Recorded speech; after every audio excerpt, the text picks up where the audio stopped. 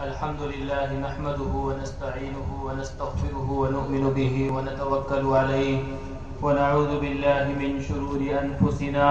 ومن سيئات أعمالنا من يهده الله فلا مضل له ومن يضلله فلا هادي له ونشهد أن لا إله إلا الله وحده لا شريك له ونشهد أن سيدنا ومولانا محمدا عبده ورسوله فقد قال الله سبحانه وتعالى فأعوذ بالله من الشيطان الرجيم بسم الله الرحمن الرحيم يا أيها الذين آمنوا استعينوا بالصبر والصلاة إن الله مع الصابرين ولا تقولوا لمن يقتل في سبيل الله أموات بل أحياء ولكن لا تشعرون ولنبلونكم بشيء من الخوف والجوع ونقص من الأموال والأنفس والثمرات وبشر الصابرين الذين إذا أصابتهم مصيبة قالوا إنا لله وإنا إليه راجعون صدق الله العظيم. محترم سامعین کرام اور عزیز بھائیوں، ابھی تک آپ تقریر سن رہے تھے اور اس کے بعد بھی سنیں گے انشاءاللہ، اس لیے دھیان کے ساتھ توجہ کے ساتھ جو ہے بات کو سنا جائے، اس سے انشاءاللہ بڑا نفع ہوگا. جو حضرات پیچھے بیٹھے ہیں وہ کرسیاں خالی ہیں، آگے آ جائیں.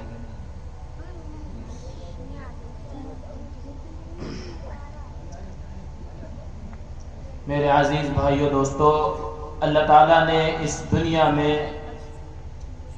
انسانوں کے اوپر جو حالات آتے ہیں وہ حالات انسانوں کو بگاڑنے کے لیے نہیں، انسانوں کی ترقی کے لیے وہ چیزیں آیا کرتی ہیں.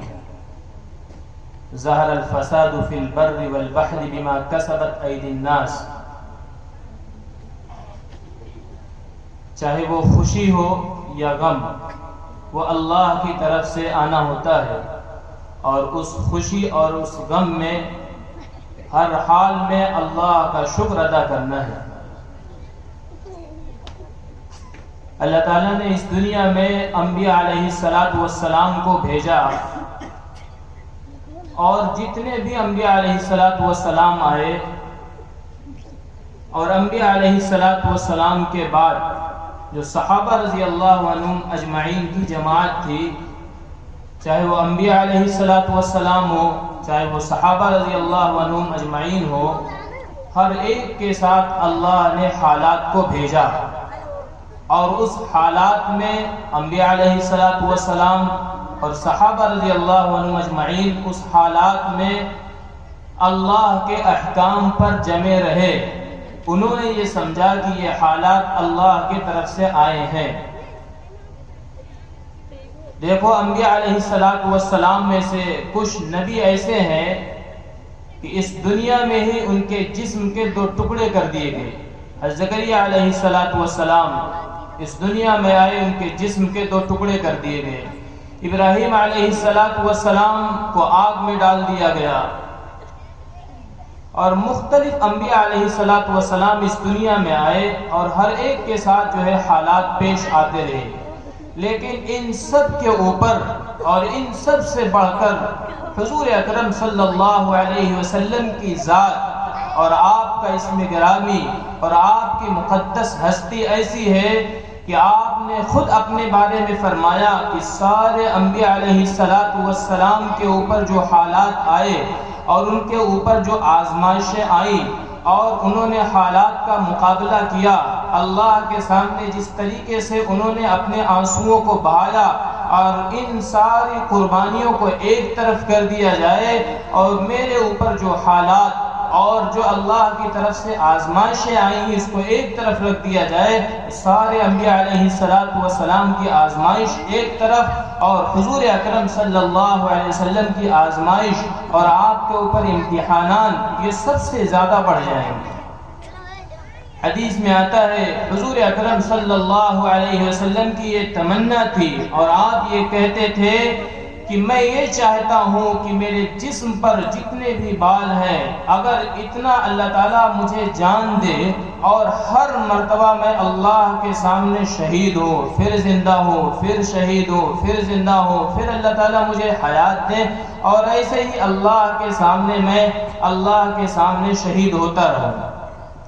دیکھو اس دنیا میں ایک اللہ کی ذات ہے جس نے صحابہ کو بھی بھیجا، انبیاء علیہ السلام کو بھیجا، اور انسانوں کے رہنمائی کے لیے اللہ تعالیٰ انبیاء علیہ السلام کو اس دنیا میں بھیجتے تھے۔ اور جب بھی بگاڑ پیدا ہوتا تھا نبی آتے تھے، ایک نبی چلے جاتے تھے، دوسرے آتے تھے، ایسے ہی نبیوں کا سلسلہ اس دنیا میں چلتا رہا۔ لیکن اللہ رب العزت نے ہر انبیاء علیہ السلام کے دور میں جو امت تھی اس امت کو اللہ نے اپنی قوت کو دکھایا اور اپنے حقانیت کو، اپنے الوہیت کو اور اپنے علم کو سارے لوگوں کے سامنے رکھا۔ دیکھو فرعون جو ہے کتنا بڑا بادشاہ تھا، اپنے آپ کو کہتا تھا انا ربکم الاعلی، کہ میں سب سے بڑا رب ہوں، موسیٰ سے کچھ نہیں ہوتا، سب کچھ میرے ہاتھ میں ہے۔ لیکن اللہ تعالیٰ نے اس کے سامنے اپنی قوت کو رکھا کہ اس سے کچھ نہیں ہوتا ہے۔ اللہ تعالیٰ کی زبردست قوت کے مالک ہیں، اللہ تعالیٰ زبردست خزانوں کے مالک ہیں، اللہ تعالیٰ زبردست علم والے ہیں، زبردست پکڑنے والے ہیں۔ ایک اللہ کی ذات ہے کہ چاہے ساری دنیا سو جائے، ہر ایک ختم ہو جائے، لیکن اللہ کی ذات وہ ہے کہ اللہ لا الہ الا هو الحی القیوم، کہ جو زندہ ہے، سارے نظام کو سنبھالنے والا ہے۔ لا تأخذہ سنۃ ولا نوم، کہ وہ نیند سے اونگ سے پاک ہے۔ لہ ما فی السماوات و ما فی الارض، کہ جو زمین آسمان کا بادشاہ ہے، کہ جس نے سارے کائنات کو پیدا کیا، وہ زبردست طاقت رکھنے والا ہے، زبردست خزانوں کا مالک ہے۔ وَلِلَّهِ خَزَائِنُ السَّمَاوَاتِ وَالْأَرْضِ إِنَّ رَبَّكُمُ اللَّهُ الَّذِي خَلَقَ السَّمَاوَاتِ وَالْأَرْضِ فِي سِتَّةِ أَيَّامٍ ثُمَّ اسْتَوَى عَلَى الْعَرْشِ، دنیا کے سارے چیزوں کو پیدا کرنے والا، دنیا کے سارے نظام کو سنبھالنے والا زبردست اللہ ہے، زبردست قوت والا ہے۔ یہ اللہ تعالیٰ نے انبیاء علیہ السلام کو اور ان کی امت میں پیدا ہونے والے سارے لوگوں کو اپنی قوت کو دکھایا، اور انبیاء علیہ السلام اپنی امت کو سمجھاتے تھے، ان کو بتاتے تھے کہ اللہ ہی ہے کہ جو زبردست ہے۔ لیکن سارے انبیاء علیہ السلام کے بعد جب آخر میں حضور اکرم صلی اللہ علیہ وسلم اس دنیا میں تشریف لائے اور آپ نے جب نبوت کا اعلان کیا اور آپ نے اپنی امت کو بتایا کہ دیکھو ان بتوں سے کچھ نہیں ہوتا ہے، تمہارا رب ایک اللہ ہے، اس کے سامنے اپنے آپ کو جھکاؤ، اس کے سامنے اپنے آپ کو لگاؤ، اور صرف آپ ہی نہیں بلکہ آپ کے پیچھے چلنے والے جو صحابہ رضی اللہ عنہ مجمعین کی جماعت تھی، حضور اکرم صلی اللہ علیہ وسلم ہمیشہ اللہ تعالیٰ آزمائش میں صحابہ کو اور آپ کو مختلف طریقے سے آزمائش میں رکھتے تھے۔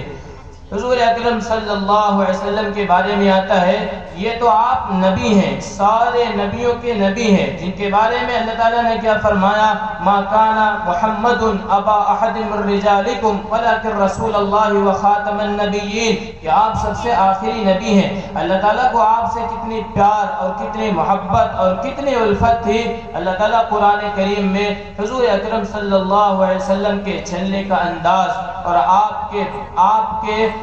کے چہرے مبارک، آپ کے سینے مبارک، جسم کے ایک ایک اعضاء کا تذکرہ کیا، والضحى واللیل اذا سجا، کہ اے نبی جی آپ سے سیاہ زلفوں کی قسم، الم نشرح لك صدرک، اور آپ کے سینے کا تذکرہ، لا تحرک به لسانک، اور کہیں حضور اکرم صلی اللہ علیہ وسلم کے چلنے کا انداز، وهذا البلد الامین، مختلف طریقے سے کہیں فرمایا یا ایھا المزمل، کہیں فرمایا یا ایھا المدثر، کہیں فرمایا الم نشرح لك صدرک، کہیں فرمایا انا اعطیناک الکوثر۔ کہیں صحابہ کو اور اس امت کو سمجھانے کے لیے کہ حضور اکرم صلی اللہ علیہ وسلم کی ہستی سب سے بڑی ہے، انبیاء علیہ السلام کا نام لیا، یا عیسیٰ، یا سلیمان، یا زکریا، یا ہارون، لیکن حضور اکرم صلی اللہ علیہ وسلم کو محبت کی نگاہ سے، محبت کے الفاظ سے، یا ایھا المزمل، یا ایھا المدثر، قم فانذر وربک فکبر، مختلف طریقے سے اللہ تعالیٰ نے حضور اکرم صلی اللہ علیہ وسلم کو پکارا۔ میرے عزیز بھائیوں، بتانا یہ ہے کہ دیکھو حضور اکرم صلی اللہ علیہ وسلم کی آزمائش اللہ تعالیٰ نے آپ کو اس دین کے پھیلانے کے لیے اور دین کی محنت کے لیے اور مسلمانوں کے اندر ایمان کو پیدا کرنے کے لیے اور ان کی زندگی کو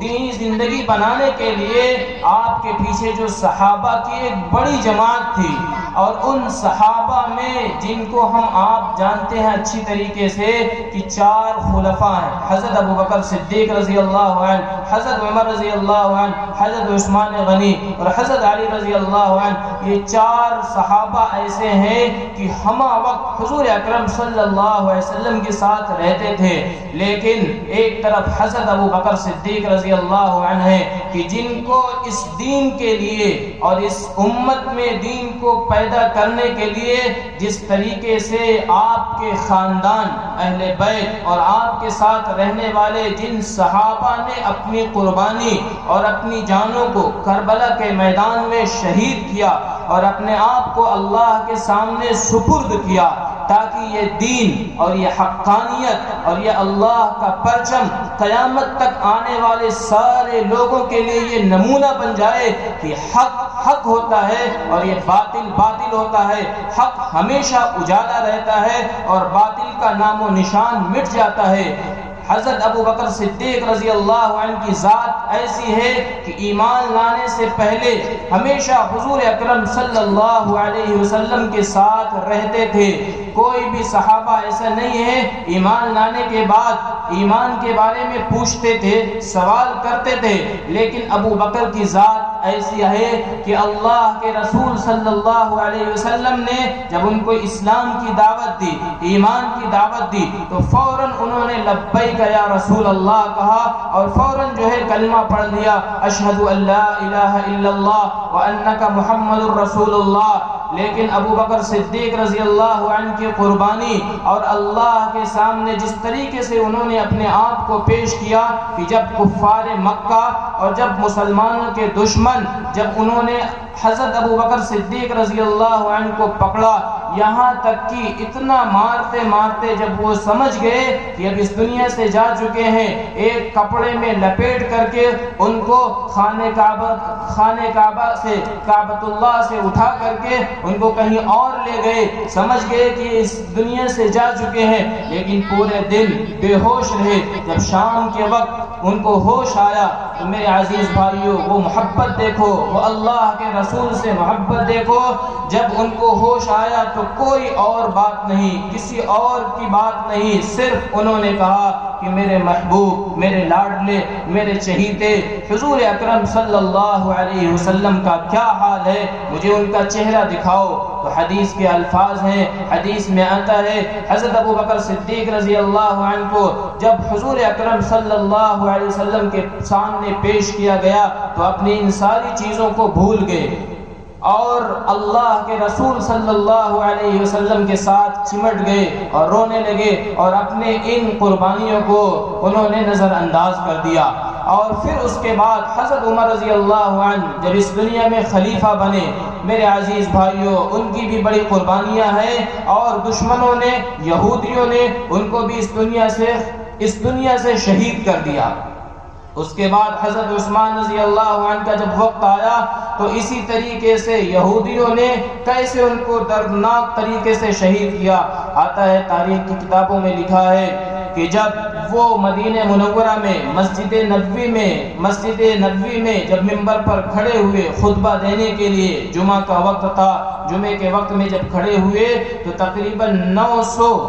یہودی جو ان کے مخالف تھے مسجد نبوی میں کھڑے ہو گئے، ہر طرف سے انہوں نے گھیر لیا اور کہنے لگے، جو ان کے ہاتھ میں عصا تھا، حضرت عثمان غنی رضی اللہ عنہ کے ہاتھ میں جو عصا تھا، جس عصے کو لے کر کے کھڑے ہو کر کے حضور اکرم صلی اللہ علیہ وسلم، حضرت ابو بکر، حضرت عمر فاروق رضی اللہ عنہ لے کر کے کھڑے ہو کر کے جس سے خطبہ دیا کرتے تھے، اس عصے کو چھین کر کے اس کے 2 ٹکڑے کر دیے اور عثمان غنی رضی اللہ عنہ کو ان 900 یہودیوں نے اس منبر سے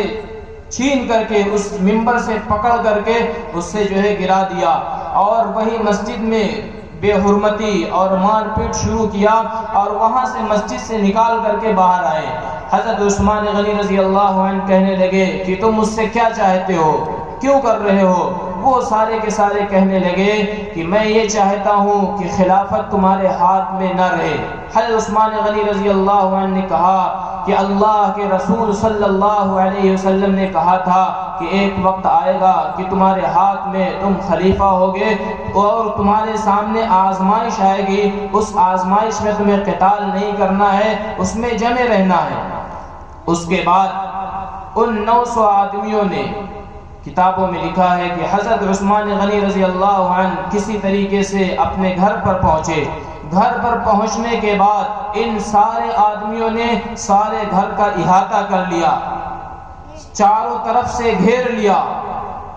تاکہ ہم ان کے اوپر حملہ کر دیں، ہم انہیں یہاں پر قتل کر دیں۔ لیکن کچھ صحابہ ایسے تھے کہ جس میں حضرت عبد الرحمن بن عوف اور دیگر بڑے بڑے صحابہ تھے، انہوں نے اپنی رائے کیا کہ اب ہمیں حضرت عثمان غنی رضی اللہ عنہ کو کسی طریقے سے بچانا ہے۔ راتوں رات یہ لوگ بھی گئے پہرہ دینے کے لیے، لیکن وہ 900 آدمی تھے، انہوں نے پوری رات انتظار کیا اور ہر طرف سے جو ہے پانی کا آنا، کھانا کا آنا۔ کتابوں میں لکھا ہے کہ تقریباً 40 دن تک حضرت عثمان غنی رضی اللہ عنہ اپنے اس کمرے میں بند رہے، انہوں نے کھانا پینا سب کچھ بند کر دیا۔ وہ اللہ کے سامنے قرآن پڑھتے تھے، تلاوت کرتے تھے، لیکن ایک دن حضرت عثمان غنی رضی اللہ عنہ نے اپنا دروازہ کھولا اور ان لوگوں کو بلایا اور کہنے لگے کہ بھائی دیکھو، ایک انسان کو 3 وجہ سے اسے قتل کیا جاتا ہے۔ ایک تو اگر اس نے اس دنیا میں کسی کو قتل کیا ہو تو اس کے بدلے میں اسے قتل کر دیا جائے، لیکن میں نے کسی انسان کو قتل نہیں کیا ہے۔ اور پھر دوسرے نمبر پر یہ ہے کہ اگر کسی نے کسی کے ساتھ منہ کالا کیا ہو، زنا کیا ہو، شادی شدہ ہو تو اسے سنسار کر دیا جائے۔ تو میں نے زنا کیا، میں نے کسی غیر محرم پر اپنی آنکھ کو بھی اٹھا کر کے نہیں دیکھا ہے، اس لیے تو میں اس سے بہت دور ہوں، تم آخر مجھے کیوں قتل کرنا چاہتے ہو؟ وہ لوگ نہیں مانے۔ بالآخر ایک یہودی گھر میں جا کر کے حضرت عثمان غنی رضی اللہ عنہ کے چہرے پر اور ان کے سر پر مارا اور خون کا فوارہ نکلا اور وہیں پر وہ جو ہے شہید ہو گئے۔ اور 2 دن تک اسی کمرے میں ان کی لاش بھی وہیں پر رکھی رہی۔ یہ سارے کے سارے احاطہ کیے ہوئے تھے، لیکن کچھ صحابہ رضی اللہ عنہم اجمعین اندر جا کر کے ان کا کفن دفن کیا، یہاں تک کہ جنازے کے بعد، قبر کے بعد بھی کچھ صحابہ ان کے قبروں کی حفاظت کے لیے وہاں پر کھڑے رہے کہ کہیں ایسا نہ ہو کہ یہودی اس کے بعد بھی جو ہے اس کی بے حرمتی کرنے لگے۔ ایسے ہی حضرت علی رضی اللہ عنہ کا زمانہ آیا۔ حضرت عثمان غنی رضی اللہ عنہ کے بعد کئی لڑائیاں ہوئی، جنگیں ہوئی، جس میں جو ہے کئی صحابہ نے اپنی جانوں کو قربان کیا۔ لیکن میرے عزیز بھائیوں کہ جن کے بارے میں ہم اور آپ اس مہینے میں بارہا سنتے ہیں، حضرت حسن اور حضرت حسین رضی اللہ عنہ کی جو قربانی ہے، یہ قربانی تو ہمارے لیے بہت زیادہ عبرت کی چیز ہے، لیکن ان کے ساتھ ساتھ جو صحابہ نے اپنی بھی قربانیاں دی، سارے صحابہ کے تاریخ کو، ان کے واقعات کو ہمیں اپنے سامنے رکھنا چاہیے کہ ان سارے صحابہ نے اللہ کے راستے میں اپنی جانوں کو کیوں قربان کیا۔ اس لیے کہ حدیث میں آتا ہے کہ ایک وہ شخص کہ جس کے ہاتھ میں اللہ نے قوت دی ہو کہ وہ اگر کسی کو کوئی برائی کرتا ہوا دیکھے، اس کے پاس طاقت ہو تو اپنے ہاتھ سے اس کو روک دے، اگر یہ طاقت نہ ہو تو زبان سے صلاحیت رکھتا ہو تو زبان سے روکے، اگر اس کی بھی قوت نہ ہو تو دل میں اس برائی کو برا سمجھے۔ دیکھو آج جو ہے کیسا ماحول اور کیسی بدتر ماحول ہے کہ اس پر فتن ماحول میں ہر طرف عیاشیاں، ہر طرف مکاری، ہر طرف عیاش بازی، ہر طرف جھوٹ، لیکن ہمارے اندر ان بزرگوں اور ان صحابہ کی قربانیوں کو اللہ معاف کرے، اگر جس دن کربلا کے میدان میں جو ان صحابہ نے قربانیاں دی ہیں، ظلم کے خلاف کھڑے ہوئے اور اپنی جانوں کو قربان کیا، کہیں اللہ کے کے سامنے کھڑے ہو گئے اور گواہی دیا کہ اے میرے رب، میں نے تو تیرے راستے میں اپنے ان جانوں کو قربان کیا، اپنا گلا کٹا دیا اور تیرے حق کے سامنے اپنے آپ کو نہیں جھکایا، لیکن یہ تیرے نبی کے امتی ہیں، انہوں نے نماز بھی چھوڑنا، قرآن کا نہ پڑھنا، اور ہر طرف ظلم اور ہر طرف عیاشی، ہر طرف مکاری ہوتے ہوئے دیکھا، لیکن ان کے سروں پر، ان کے جسم پر، ان کے دلوں میں تیرے دین کے مٹنے کا غم بھی نہیں پیدا ہوا، ان کے آنکھوں سے وہ آنسو بھی نہیں نکلے جو میرے جسم سے خون بہہ چکا۔ میرے عزیز بھائیوں، آج ہی ہم نے سنا ہے، آج یہ بڑے اکابر کہہ رہے تھے کہ اس وقت ظالم قومیں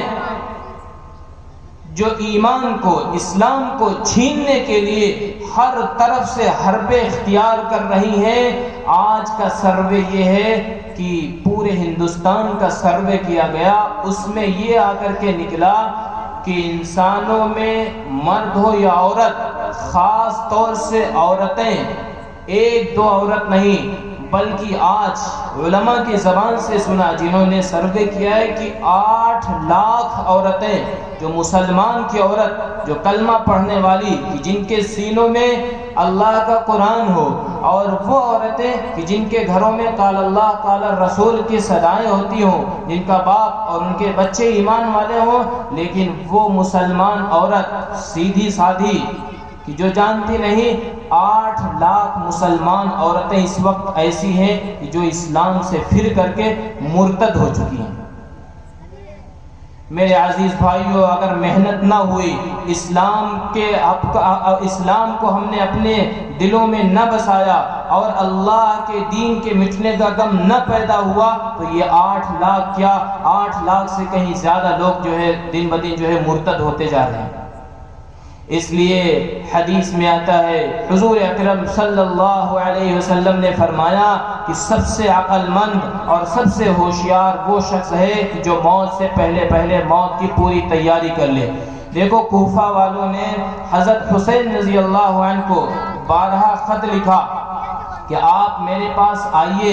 آپ کی خلافت کے لیے ہم سارے کے سارے تیار ہیں، لیکن حضرت حسین رضی اللہ عنہ نے حضرت مسلم بن عقیل رضی اللہ عنہ کو بھیجا تاکہ کوفہ جا کر کے وہاں کے حالات لے کر کے آئیں کہ آخر یہ لوگ مجھے بار بار بلا رہے ہیں۔ تقریباً 50 خطوط سے زیادہ ان کے پاس خط آئے کہ آپ آئیے، آپ کی خلافت کے لیے ہم سارے کے سارے تیار ہیں، لیکن جب انہوں نے سفیر بنا کر کے حضرت مسلم بن عقیل رضی اللہ عنہ کو بھیجا تو کوفہ والوں نے وہاں پر ان کو گرفت کرتے وہیں ان کو جو ہے ختم کر دیا، وہیں پر شہید کر دیا۔ بالآخر ایک دن ایسا آیا کہ حضرت حسین رضی اللہ عنہ بھی اس دنیا سے جا گئے، لیکن جب ان کو شہید کر کے یہ جو ہے سبق ہمیں اور آپ کو لینا ہے کہ آخر اس دن میں ہمیں کیا کرنا چاہیے۔ مسلمانوں کو 10 محرم الحرام کا دن ہو، جس دن صحابہ نے اپنی قربانیاں دی ہوں، اس دن ہمیں اور آپ